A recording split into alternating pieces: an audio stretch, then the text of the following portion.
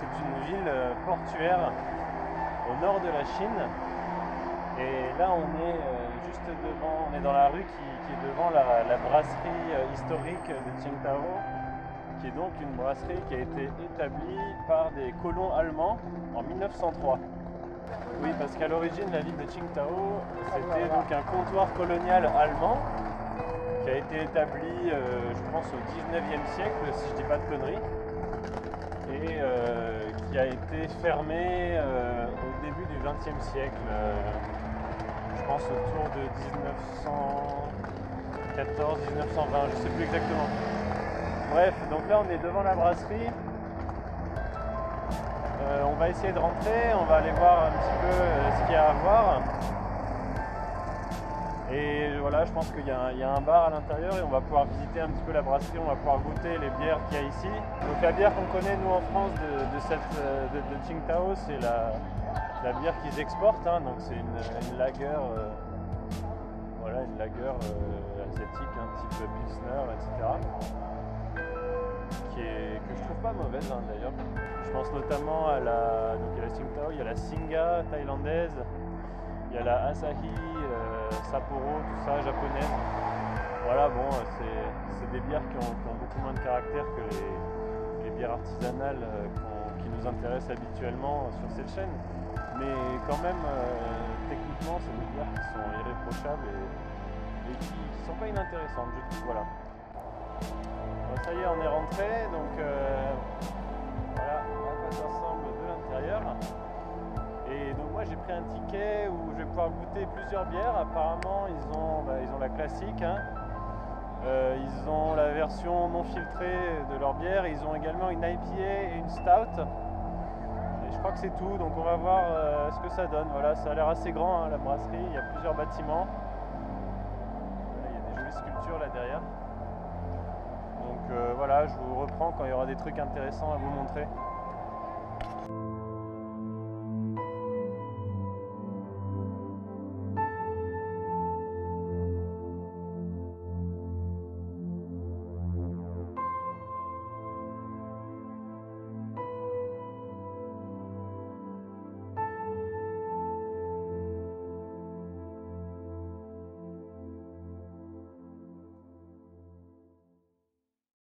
Voilà, donc là on est dans la partie historique un petit peu du musée.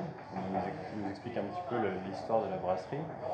Et ce qu'on apprend en lisant ce qu'il y a derrière moi, c'est que en fait, le comptoir colonial allemand de Tsingtao, il a été établi en 1898. Et les troupes allemandes ont forcé en fait le pouvoir local à leur signer un bail locatif en fait pour occuper cet endroit.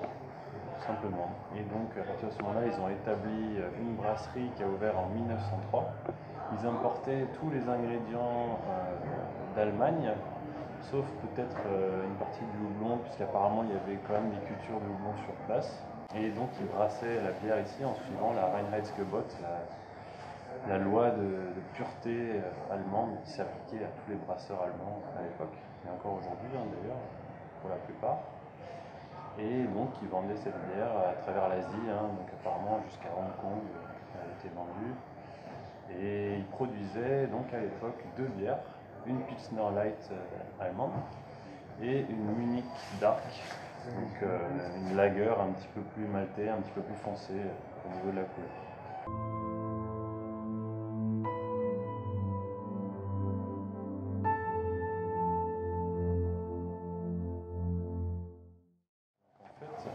Avec le début de la Première Guerre mondiale, ce sont les Japonais qui sont venus occuper cette partie de la Chine et qui ont récupéré le business de la brasserie de Tsingtao. Donc à partir de 1916, les Allemands sont partis de Tsingtao, ce sont les Japonais qui ont occupé cet endroit. Et donc en 1922, le gouvernement chinois a repris le contrôle de la ville de Tsingtao, mais la brasserie est restée sous contrôle japonais jusqu'en 1945.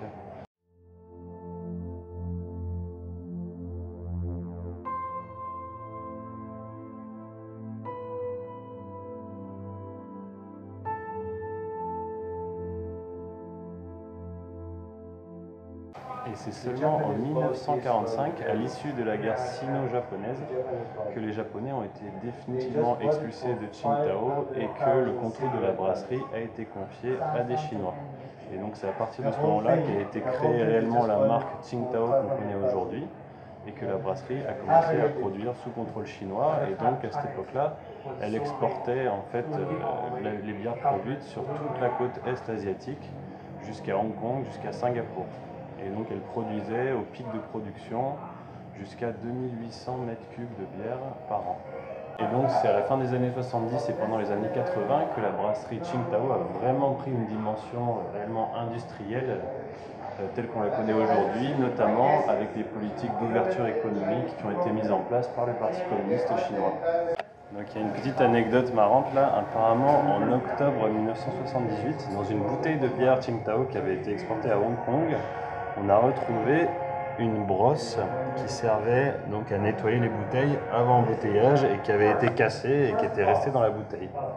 Et ça a fait un énorme scandale, notamment au sein du Parti communiste chinois, puisqu'ils considéraient la bière Qingdao et la brasserie comme un exemple de l'industrie chinoise de l'époque. Et donc à tel point qu'ils ont fermé la brasserie pendant 6 mois. Ils ont travaillé pour améliorer la qualité de leur process jusqu'à une réouverture le 10 avril 1979. Et ils ont appelé ce jour le jour de l'amélioration de la qualité, Quality Improvement Day. Voilà, et donc depuis 1991, tous les ans, la deuxième semaine du mois d'août, il y a un festival de la bière, un genre d'Oktoberfest, qui se tient à Qingdao et qui rassemble apparemment des centaines ou des milliers de personnes. Donc ça peut être un truc intéressant à faire. Si un jour vous vous baladez en Chine à cette époque de l'année, j'essaierai sûrement d'aller le faire un de ces jours quand je serai en Chine au mois d'août. Apparemment Chirac est venu par ici et il en a profité pour s'en jeter un petit avec ses collègues chinois. Ok, alors là on vient de rentrer dans la brasserie historique. Donc, vous voyez un peu les équipements là qu'il y a derrière moi. Donc ça a été, je pense, des équipements qui ont été mis en place peut-être en partie par les Allemands au tout début, un petit peu par les Japonais également. C'est des choses qui ont été renouvelées au cours du XXe siècle. Donc là, ce qu'on est en train de voir là, c'était des moteurs qui ont été installés vraiment au tout début de la brasserie. Ils ont été fabriqués en 1896. Et voilà les premières cuves. Sympa. Attention, qualité allemande. Waouh. Un mec avec un thermomètre. Ah non, c'est quoi? Oui, c'est un thermomètre. Ouais, c'est peut-être un thermomètre et un densimètre à la fois.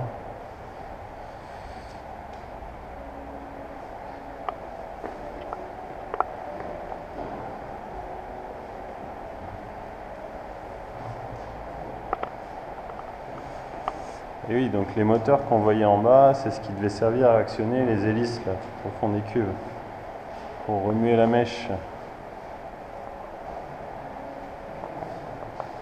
Oula, qu'est-ce que c'est que ça? C'est un mec ça?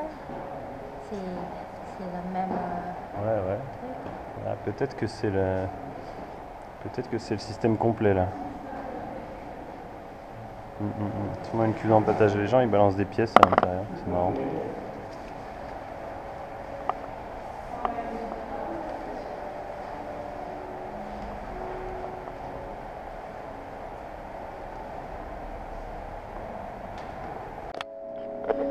Donc voilà un peu comment ils effectuaient le maltage à l'époque, hein. Donc ça se faisait par terre et les mecs devaient remuer constamment les grains qui étaient étendus au sol, de manière à ce que l'humidité soit répartie de manière uniforme, éviter que ça moisisse et éviter que les petites racines qui sortent des grains d'orge lors de leur germination ne s'emmêlent et fassent des gros paquets impossibles à séparer.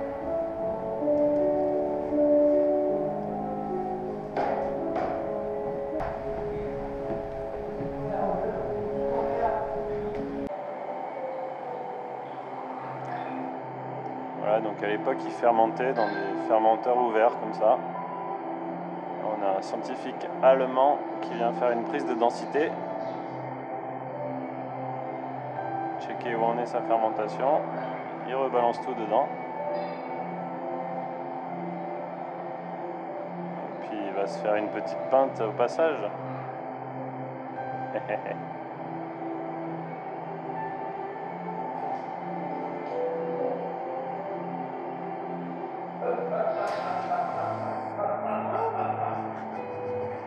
C'est marrant, on se fait asperger d'eau quand il nous jette la bière dessus.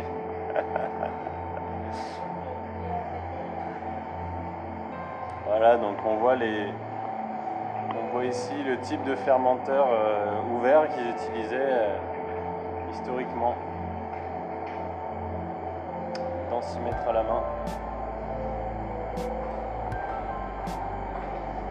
Ça commence à sentir la bière par ici. Alors voilà le type de fût qu'ils utilisaient à l'époque pour le lagering, donc le stockage et la maturation de la bière fraîchement fermentée, qui pouvait durer plusieurs semaines à plusieurs mois à basse température avant que la bière soit mise en bouteille ou en fût. Voilà. Là on a quelques fûts et là voilà des versions un petit peu plus modernes, des tanks de maturation. Un petit peu plus moderne, mais pas non plus super moderne.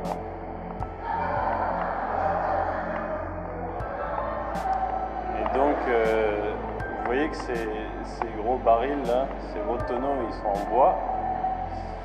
Et le bois, eh bien, ça a la capacité de pouvoir abriter pas mal de micro-organismes qui peuvent s'y incruster et y rester pendant toute la durée d'utilisation du fût, hein, donc sur plusieurs fournées de bière. Et donc ça devait probablement donner un goût un petit peu spécifique à la bière qu'on ne doit plus retrouver aujourd'hui dans nos bières modernes.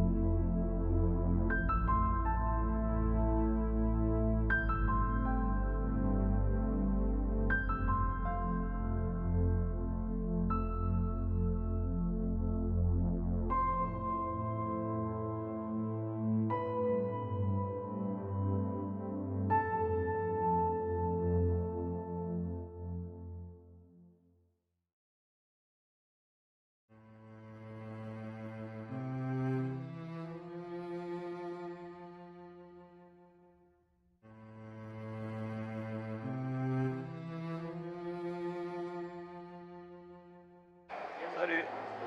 Alors je me trouve actuellement à l'aéroport de Qingdao et j'en profite pour vous faire la petite dégustation de la dernière bière que j'avais pas pu déguster à la brasserie l'autre fois, puisque j'étais un petit peu pompette après la dégustation des 3 premières bières. Je préfère attendre aujourd'hui pour vous faire ça un petit peu sérieusement. Donc voici la bière en question, donc j'ai prise en canette. Voilà, donc c'est une bière blanche. C'est plus précisément une Hefeweizen. Je ne sais pas si vous pouvez voir, là on voit le petit nuage de levure dans le verre après que j'ai servi le fond de la canette. Donc bière de fermentation haute. Au niveau des arômes, elle est assez sympa, hein. Moi je sens de la pêche blanche, de la poire, quelque chose comme ça. Pas de banane, hein. Pas de banane ici, plutôt pêche blanche poire. Une fin de bouche. Ouais, fin de bouche légèrement épicée, hein, classique pour ce genre de style, donc on va dire clou de girofle. Et bon, elle est assez classique dans le style. Moi j'aime bien, pour ce genre de bière, avoir une légère acidité quand même sur la fin de bouche. Là elle y est pas, bon, c'est pas du tout obligatoire, hein. Je sais que pour moi c'est un petit peu particulier, j'aime bien avoir cette petite acidité, je trouve que ça ajoute au côté désaltérant. Là elle y est pas, mais la bière est quand même très très bonne, hein. Franchement ce qui est intéressant, c'est qu'ils ont vraiment adapté les différentes bières qu'ils font au goût asiatique, mais celle-ci, pour le coup, elle est vraiment, enfin je veux dire, voilà, on pourrait boire la même, je pense, en Allemagne, hein, quasiment la même. Donc voilà, très sympa, très intéressante. J'aime bien le petit arôme de poire, très rafraîchissant, désaltérant. Donc pour conclure sur ce petit voyage dégustation à Qingdao, là j'ai été agréablement surpris par tout ce que j'ai goûté. Moi honnêtement je ne m'attendais pas du tout à ce qu'il y ait une telle diversité, même si bon c'est sans commune mesure avec ce qu'on peut voir aujourd'hui en Occident, mais quand même hein, pour la Chine j'ai été assez agréablement surpris. Quand vous vous baladez dans les autres régions de Chine, vous avez quasiment la seule bière qu'on boit en général, ça va être la Snow, c'est une espèce de lager quasiment flotte, quoi, vraiment très très légère, qui doit être à 3%, qui a quasiment aucun arôme, qui va ressembler un petit peu à la Qingdao Pilsner Light version locale. Voilà, je les soupçonne de faire une version un petit peu plus, avec un peu plus de caractère pour l'exportation sur cette Pilsner Light, mais je suis pas sûr, il faudrait que je regoute en arrivant en France. La Stout était assez sympa, voilà, je lui ai trouvé des côtés un petit peu, qui avait cet arôme un petit peu pruneau, un petit peu raisin sec, et un côté un petit peu sauce soja. Je sais pas si vous avez déjà goûté la sauce soja aux champignons. C'est une sauce qui est utilisée en cuisine chinoise pour colorer les plats, on en met quelques gouttes et ça colore tout un plat. Et voilà, je vais trouver des petits goûts comme ça à cette stout, donc assez sympa, rien de très extravagant, mais voilà, je comprends qu'ils aient fait ce choix pour le marché asiatique. L'IPA aux arômes de pamplemousse, c'était vraiment cool, moi j'ai beaucoup aimé, hein. Assez simple, une amertume légère, pas trop exagérée, moi c'est ce que j'aime dans les IPA. Et cette bière blanche, voilà, pour moi c'est un peu la cerise sur le gâteau, elle est très très plaisante. Pour le coup là, voilà, je pense qu'on pourrait trouver le même style de bière en Europe. J'aime beaucoup, voilà, très rafraîchissant. Je suis vraiment content d'avoir trouvé ça ici, je m'y attendais pas, hein. Donc voilà, je suis agréablement surpris. Et j'ai même, en me baladant un peu dans les restos de la ville, etc., je suis même tombé sur des restos qui proposaient des IPA brassés localement. Donc franchement, bonne surprise. Je pense que c'est un marché qui va sûrement se développer dans les années ou les décennies à venir en Chine. Donc c'est plutôt cool. Je pense qu'ils vont pouvoir faire des trucs assez sympas. Voilà, donc là je m'apprête à prendre l'avion, je vais retourner dans la province du Zhejiang, plus au sud. Et puis dans 2-3 jours, je vais reprendre l'avion direction la France. Et donc à ce moment-là, j'essaierai de faire le montage de tous ces vlogs assez rapidement et de vous publier ça. D'autant que pendant ces 2 semaines de voyage en Chine, j'ai pas du tout pu m'occuper de la chaîne, je sais pas du tout ce qui s'est passé, donc je suis un petit peu impatient de voir vos réactions sur mes dernières vidéos sur l'empâtage. Voilà, j'espère que ça vous aura plu, j'espère que vous les aurez trouvées intéressantes. Donc voilà, je suis assez curieux de voir tout ça. Allez, je vous dis à plus tard, salut!